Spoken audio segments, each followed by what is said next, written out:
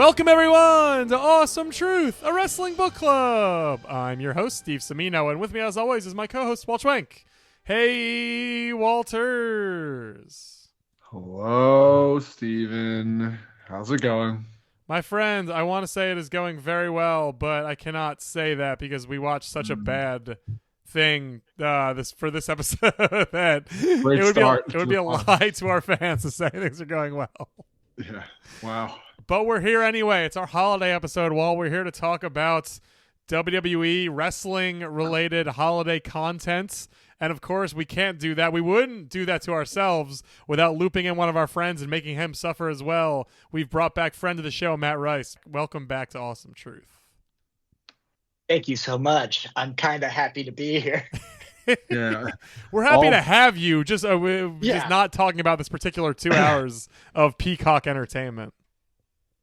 All big show related content and Christmas holiday related content. Nancy, you're our subject matter expert. I mean, he shows up in this one, so just briefly though, right? We don't get a ton of show, but enough. I'd say enough. Yeah, I mean, everything we get on this is enough. Is a good way to put this. Everything about this is more than enough or enough. There's no way. None of this made me go, I want more of any of this. I was like, just get this away from me, please. Yeah. Matt, how would you describe what this special? Yeah, let me announce it to our fans too, so they know. You've seen the name of the episode. It's WWE Ring in the Holiday. It's a special. It's on Peacock. I assume it's going to survive the Netflix switch because I think the pay-per-views are staying, right? So they can't get rid of this other classic piece of Peacock entertainment, right? Or is Netflix so lucky? Is Netflix was this part of the deal explicitly, you think? That Netflix demanded we get WWE Ring in the holiday? Yeah, this is exclusively and explicitly in all contracting done with all streaming services and WWE. All right, Matties, you can answer the question now. What do you think about this thing? I think WWE, like their digital team or their documentary team or whatever, they had a budget for the year. And they were looking at it and like Q4, and they were like, oh no, we're not going to make our budget. We just have to make stuff, or they're going to cut our budget the following year. So they called up Mick Foley, and they were like, you love Christmas. Will you and your daughter take a mini DV camera and shoot some stuff at I forget what the town is, but it's one of those towns that's just like taken over by Xanta Klaus. They hire the worst Santa Claus impersonator I think I've ever seen on television. They clearly have to cut away from him multiple times because he's making eye contact with the camera.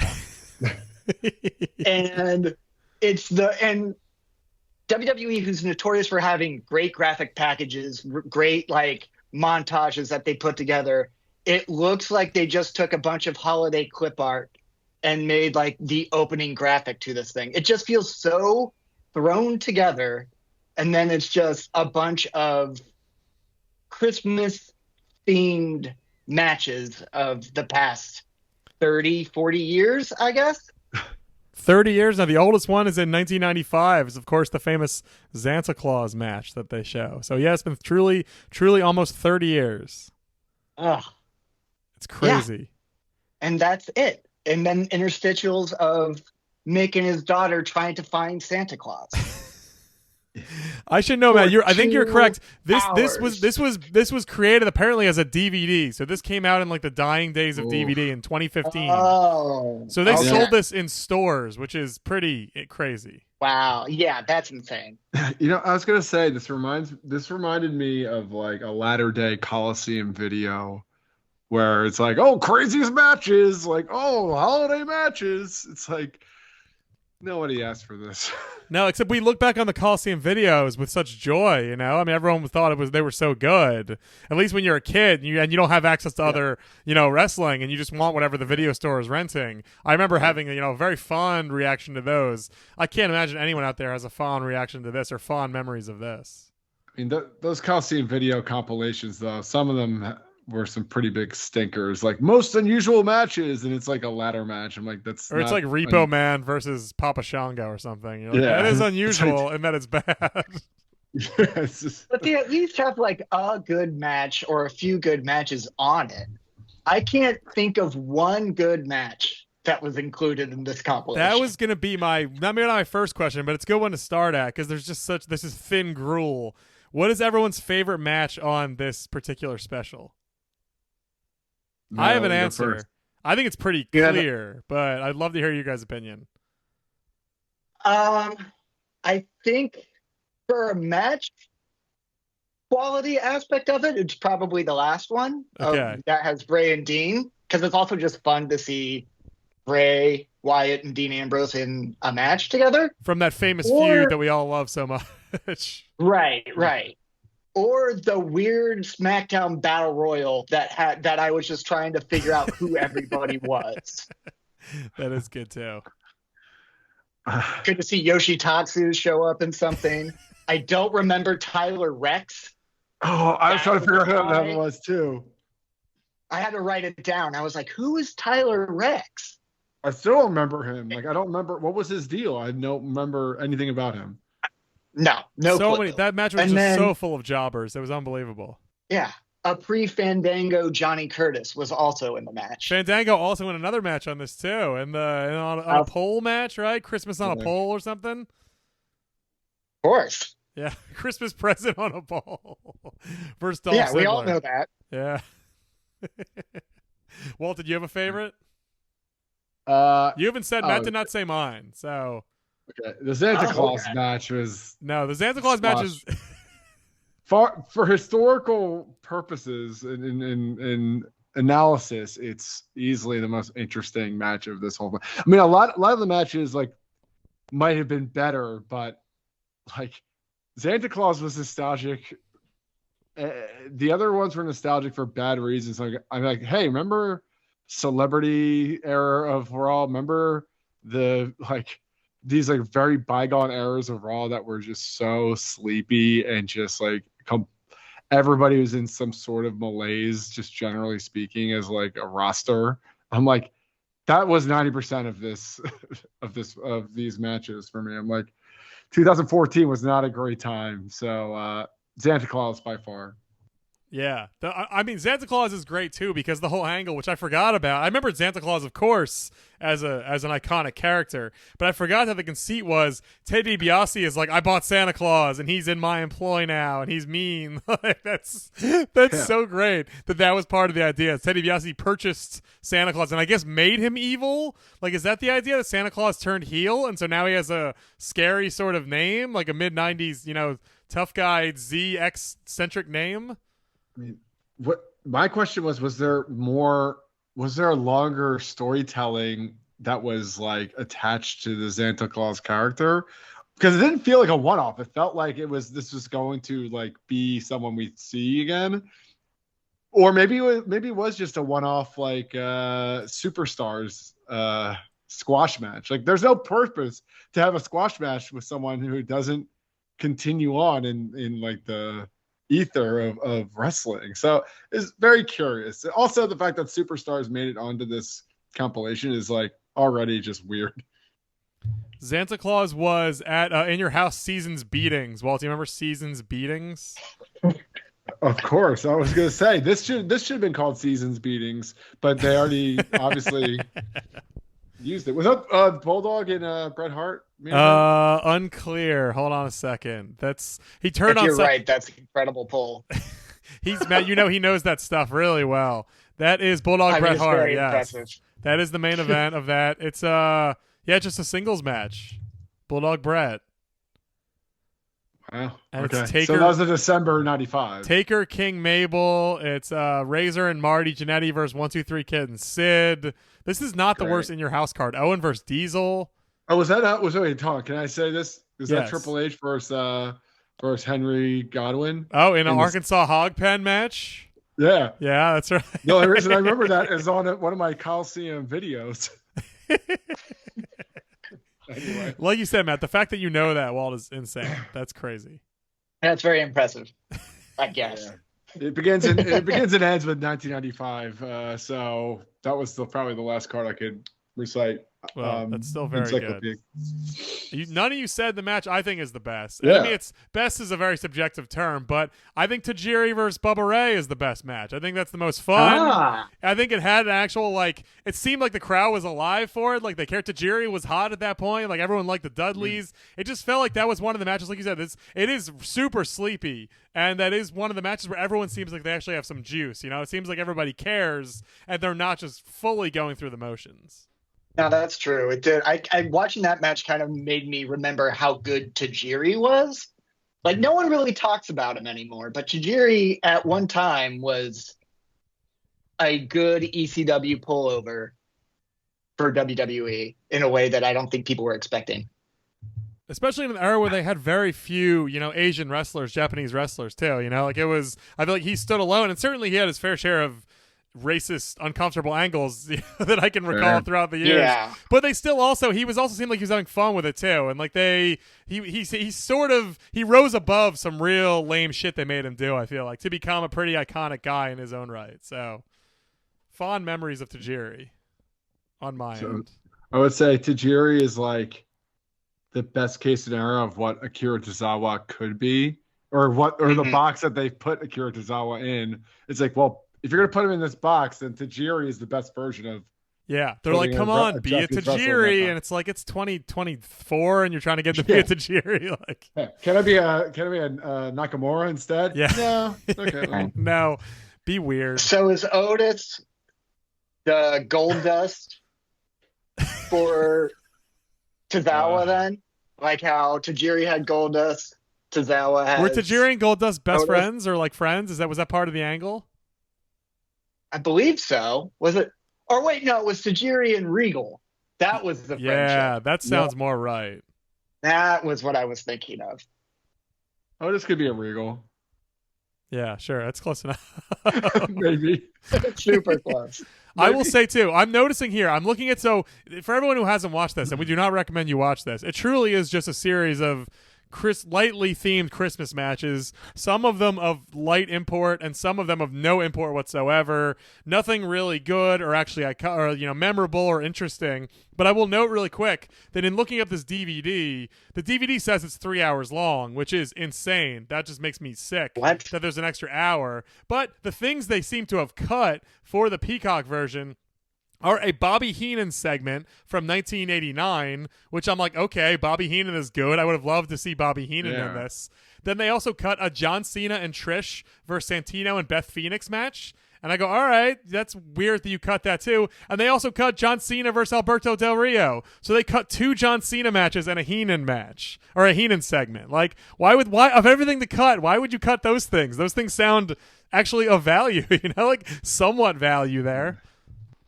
Yeah, we got Divas. Does Cena have like some type of deal where because I can think if any wrestler has some type of deal in like their stuff being played on the network or getting residuals for something, it would be Cena. Yeah. But how many residuals are you getting from bringing the holidays? 3 residuals. Yeah, I was gonna say 3. Three. Yeah. We've given him 3. We would in theory have given him 3 from this. Yeah. I'll Venmo him like 50 cents or whatever, however much residuals are these days. They probably are less. Insane. Yeah. So that's weird. About my favorite moment. Yes, of course, please. I had one favorite moment, and it's the Mick Foley match where he's fighting Xanta in the boiler room. And the Mean Street Posse show up, and JR is just shocked by the whole thing. It's like the craziest thing he's ever seen. And at this time, I guess Foley was feuding with like the corporation or something, and Triple H was in the corporation at that point. So all of a sudden you see another Xanta Klaus that comes out of nowhere and starts beating up Mick, and you hear JR go, "Wait a minute, that's Mr. Ass." And it made me so happy. Just to hear him say Mr. Ass one more time. Mr. Ass in like a very like normal, like that is a person's name. They're giving away free shit. A lot of free shit back then. Like a boiler room brawl on just a random like holiday edition of Raw in what, 2000, 2001, feels like a wasted opportunity. Yeah, no one's protecting the Boiler Room Brawl match, huh? They don't that lost its that previously used in I think I wrote down the previous one I assume was Taker Mankind, right? Like this big match, like Mankind's home court match. And then fast forward a couple of years and it's like they're just farting one out with Pete Gas in it on Raw. They're not taking any care there at all to protect that famous match. Can't tell if you're tongue in cheek right now. I mean, you're right though that it is the stupidest thing. I mean, it's one of the it's the whole like it's amazing how much because this is obviously all Vince era stuff, and it's amazing that like Vince, you know, nominally is pretending like Christmas and the holidays are important. You know, like it does seem a lot of years I do remember stupid matches like this on, you know, to fill time on various Raws and SmackDowns. But when you put them all together, you're like, no one put a second of thought or more than a second of thought into any of this. You know, like they pretend like it's important and it's great and we, you know, we're celebrating the holidays, but these matches are just such poop. And you're like, it's almost more offensive to people who like these holidays to give lip service to the fact that you care. And then the actual matches come out and it's just some stupid shit with like Kofi in it or, you know, some battle royal. And you're like, man, you guys don't care about this at all. Like it's being rude to the holiday. Do people think this shit is fun? Like who thinks this is good? Like this is such a throwaway. This is such a throwaway like Raw every year. Well, that was the thing. It seems like now you're reading things of like them actually giving the wrestlers time off for the holidays and trying to get things like kind of like a normal-ish workplace. But back then it was like, no, I need you here at work so we can do a boiler room brawl with the Mean Street Posse.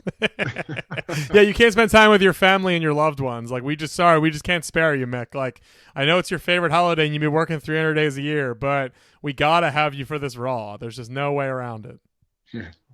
Gotta tell your kids they're not gonna see their dad for Christmas because you were wasting a Boiler Room Brawl on a Monday. So another meandering I had from this, because there's really nothing to discuss beyond just like random things that incited just strange commentary. But seeing David Otunga, oh my God, singles run David Otunga, post Nexus David Otunga, was a time and a place, and so I kind of enjoyed that. I could talk. Least. I hope we talk for 10 minutes about David Otunga now. That was. If you all saw my notes, that was the thing I highlighted most prominently. I was so excited. Because first off, I'd like to say David Otunga, one of the most underrated theme songs in history. Love David Otunga's theme song when it hit, because the Orton comes out. So if you haven't watched it again, it's Orton versus somebody, and you're like, okay, like Orton looks exactly like this is just like whatever, like Orton to the theme, like just couldn't be more like you know mid 2010s stuff. Who's he gonna face? Who's this gonna be? And then the oh hits, and I go, yeah, David Otunga, here we go. This is different. This is exciting. It's not even a feud between them. It's a storyline that involves Wade Barrett and Orton. Is Otunga at the end? Well, was Otunga friends with Wade Barrett at that point, or are they just are they because they're both Nexus? Is that the idea? I guess they were like residual heel allies. I would guess. I mean, they thought that someone mentioned people power, so I really had to like. Oh my God. Certain parts of my brain and memory, long-term memory. I'm like, wait, so Otunga was part of people power. He was like the heater for Laurinaitis. I guess Wade was just around. I don't know. I'm piecing this together. I'm grasping at straws here. It's no one remembers. No one cares. It was certainly not of any import. But I think you probably said this before, and like that era was very much like I feel like there were a ton of big swole guys like Mason Ryan and David Otunga who just could not wrestle. But Otunga looked like $1 million, right? You can't. No one can besmirch his body. He looks like a champ.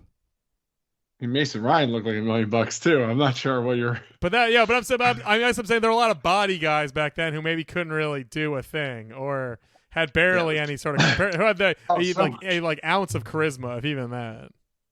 Well, case in point, the next match is from the same SmackDown and it's that Battle Royal. that has like a bunch of people that you don't remember and Sheamus.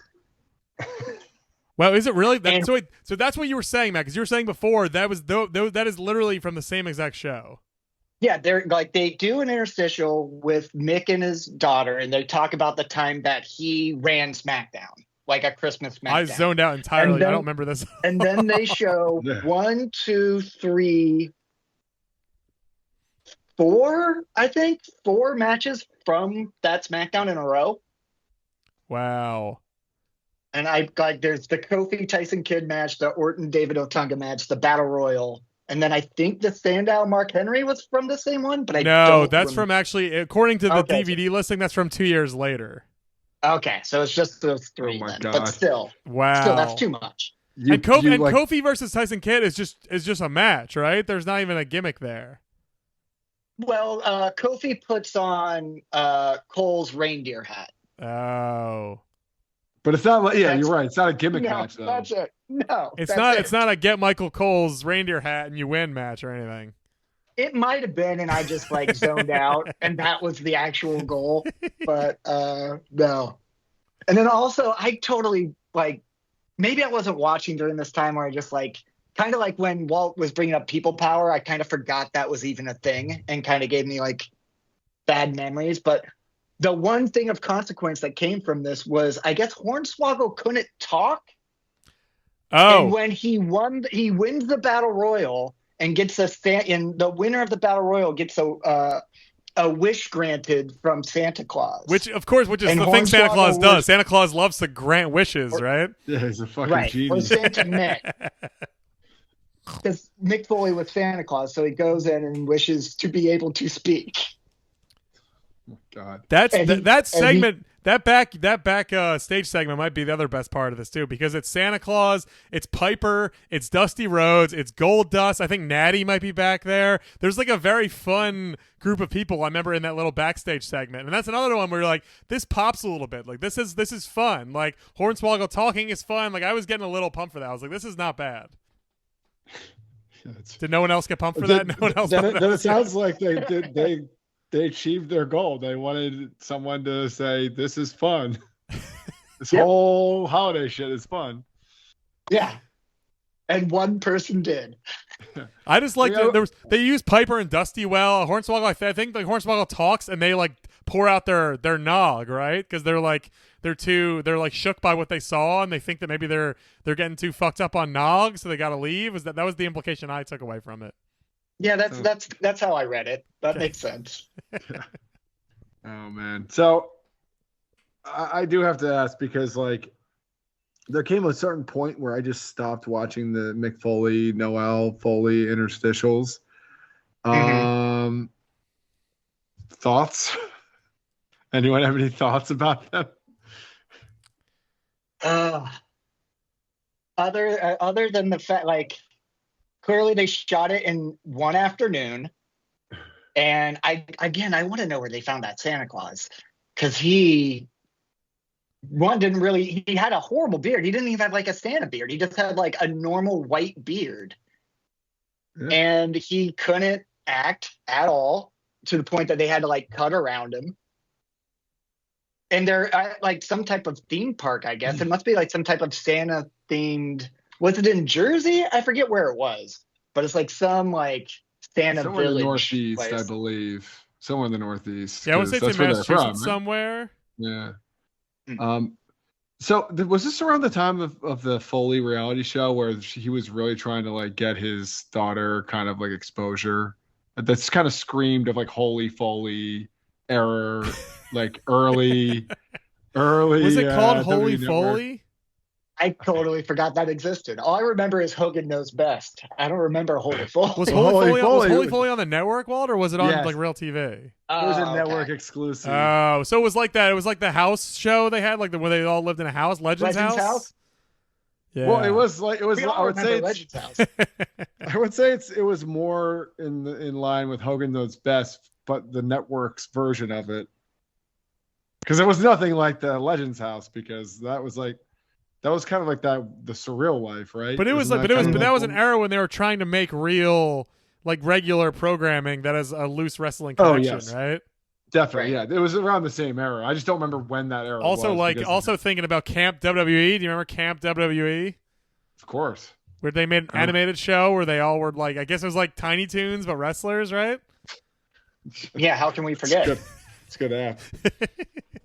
Well, not to be confused with Story Time, right? Because that was also animated and about wrestling stories. Like I think like Ric Flair, like exposing himself Pulling was his like dick out, yeah. Right. Committing Yeah. crimes. before it became taboo to talk about that. Yeah, Back when it Yeah. was just fun to bring it up. Ah, yeah. what a time.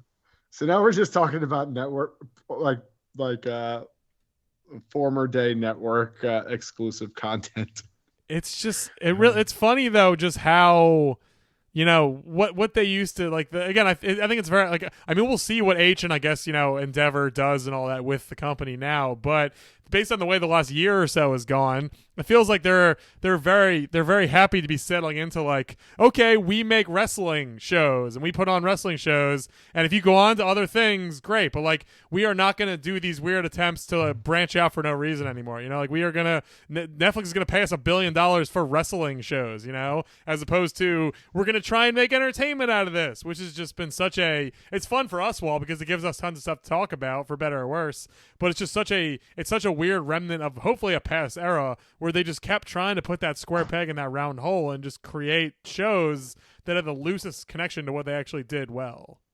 There's plenty of companies that had the same idea and didn't execute.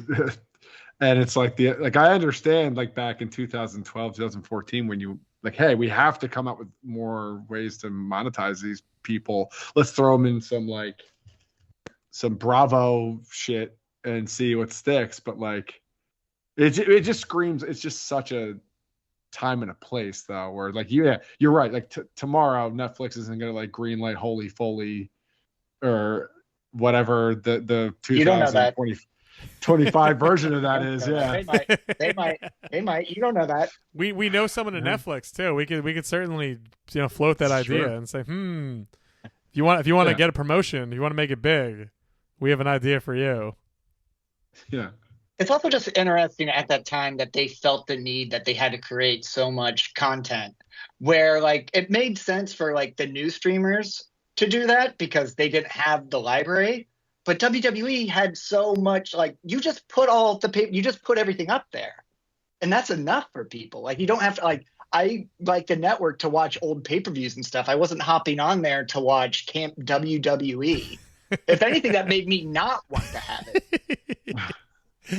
I would love to get access to their analytics from the network days. Those would be fascinating to me because you have to imagine, it was all like, and it made perfect sense. The stuff we've also covered on the show over and over again, the documentaries about the wrestlers and about the wrestling shows, those are very logical. Right. Like if you want to expand your content library, something like that makes perfect sense. Even something like this, as stupid as it is, you're like, okay, you're just monetizing what you already have. You're recording, like Matt said, piece of shit interstitials to fill 30 seconds in between, and you're putting it out there as new stuff. Like that's from the DVD era. Like that's a very logical step for them. Like that's totally, as much as I hate this Ring and the holidays crap, I'm like, well, I can't fault them for making it. Like it's part and parcel of their business model.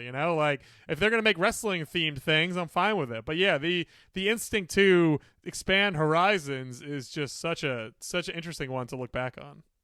To be fair, the DVD era, you said this came out in 2015. I think the network era starts in 2014, right? Because wasn't it with WrestleMania 30 was the first network special? Is that right? I remember watching 30 with you and it being choppy. So yeah, that makes sense. So we're still in the DVD era and the network era simultaneously. So I guess like the network was still new and you still had to sell a bunch of shit to Walmart. I guess like people picking up stocking stuffers. Yeah. Sorry, I haven't been to a Walmart in 20 years, but I assume that they still have a burning DVD like.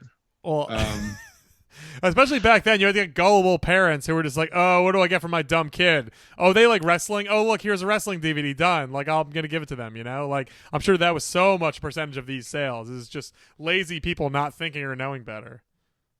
Oh, it's such a grandma like gift. Yeah, walking through Walmart, being like, "Oh well, my kid liked wrestling. wrestling 10 years ago. They I'll love get him John this DVD Cena. I saw. Like, they don't even like it anymore.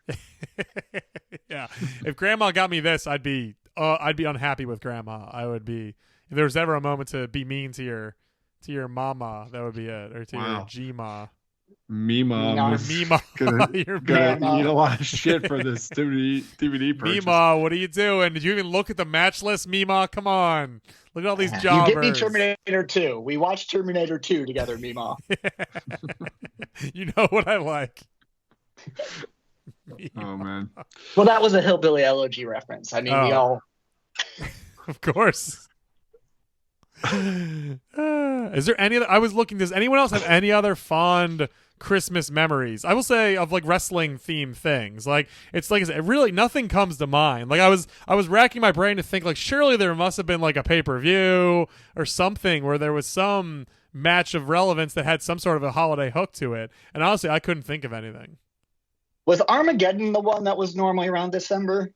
Like back in this era, the 90s era? That's a Walt question for sure. Oh, maybe. Yeah, because I know there was something that they used, because then it just turned into this for the longest time, where it was just like, we'll throw, like, they literally show how lazy they are during this time, where they have that montage from so many different episodes of people reading some type of version of A Night Before Christmas. They do like a 3-minute montage, and it's like every episode of Raw or SmackDown, some other dumb wrestler is reading a spoof of The Night Before Christmas. There was also several examples of someone coming out as Santa being like, I'm canceling Christmas. Christmas is canceled. I'm Santa. And everyone going, boo. How dare you? Like, it's the fact they reuse that over and over again is so weird. It's the cheapest possible heat one could get. Yeah. The anti-Santa heat. That's not Santa at all. Oh my God, that's a mean guy. I can't believe it. The one thing I liked, the one other thing I perked up for right before this is, I think again this thing is so weirdly paced and things are put in such a strange order, but I did really enjoy the little montage. I think it was like maybe 5 minutes tops, if even that, of just people beating up Santa. I was like, you know what? Like, I know this can't be the entire thing, and most of these were like, 30-second segments on a random show. But like, I like seeing Kurt Angle and Stone Cold just beat up Santa. I was like, that's fun to me. Like, that's all I want. This is a YouTube clip. This is not a DVD. This is not a special. Like all I want is 3 minutes and 30 seconds of people giving Santa as their finisher. I was like, that to me is fun. Yeah, Instagram reel at most of just finishers on Santa. Yeah. Let me scroll through my feed, watch that, and move on. Not watch 2 hours of this, which is the most amount of commercials I've ever watched for anything in probably a decade. It's really bad. So not a treat. Not a treat, I would say. No, did not get me inspired for the Christmas spirit. Did not fill me with holiday joy. And Walt, I mean, we scrambled for this, and Matt, you're a saint for going through it with us. We knew we were getting into some rocky territory, but it's also funny too because this obviously the Peacock stuff isn't. I think a lot of the Peacock stuff is staying where it is, but obviously, this is the last episode we're recording before they go to Netflix. So Raw is going to be on Netflix in the new year, and so in a way, this is sort of the Peacock era is beginning to end right now, and we are celebrating the beginning of that end with possibly the worst item they have in their entire library. If only they had put into the Netflix contract that they had to be on the air before December 25th of 2024 so they could squeeze out yet another Christmas Raw, then maybe, just maybe, we would have something else to talk about. But sadly, Netflix started their contract on the new calendar year, so we had to really go backwards in time for our holiday specials. Matt, speaking of that, Raw is going to Netflix, and it's going to be in LA. Are you considering going? You live in Los Angeles. Are you considering going to that show? I will probably be there. Yes. Oh, that's exclusive, huh? So if I go, I will report back. I'll send a voice note or something from the live Raw. Are you going to buy tickets, or are you going as a special guest of someone that we know you are pals with? Still waiting. Fingers Oh. crossed. So you might not just be going. You might be going in style, huh? Yeah, I might be styling and profiling when I Wow. go. We'll see. That's supposed to be a good show too. That's one that I'd actually would, if I still lived out there, I'd consider going because that actually sounds like a Raw of consequence, which is the rarest of the rare. So Yeah, they seem to be treating it like a premium live event type of deal. So we'll see what happens. But also, I'm interested to see how. I mean, I guess they're testing again with the football games for Christmas to see how the live stuff works. But after that Tyson debacle, I don't know how this is gonna work live on the network. yeah, That is called Netflix, not even the WWE network. We also might be overrating how many people tune into a Monday Night Raw versus the first Tyson fight in the last 20 years. But I don't know, maybe.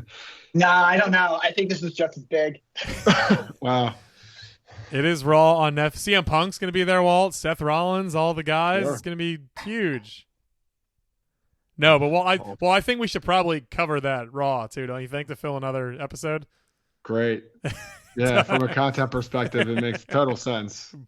And if we see Matt in the crowd, that'll be even better. We can point him out and cheer. So, Yeah, Were maybe. there other Christmas options that you guys were looking at, or was this like the one thing that they had? I think this might have been it, honestly. Walt, do you remember anything? I mean, I thought we could watch Big Show Christmas special again. That was another thought I had, to just go back to that. But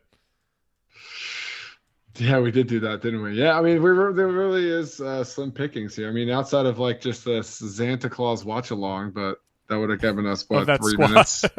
3 minutes of content. Because none of these other ones, like even after watching the special, I can't remember any of them with any sort of like, oh yeah, that's like the Christmas match. It's like, not really. No, like I said, I looked it up as I was talking about this, and there's nothing else. Like what Matt, you said Armageddon, right? Is that what you said?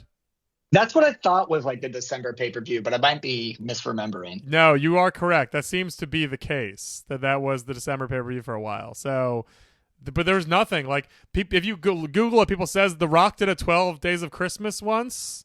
He was being mean to Test. So, I mean, like, how irrelevant could that be? Like, it's Rock with hair being mean to Test. So nobody likes that. Oof. Del Rio hit Santa with his car once. Anybody remember that? Nope. Yeah. Nope.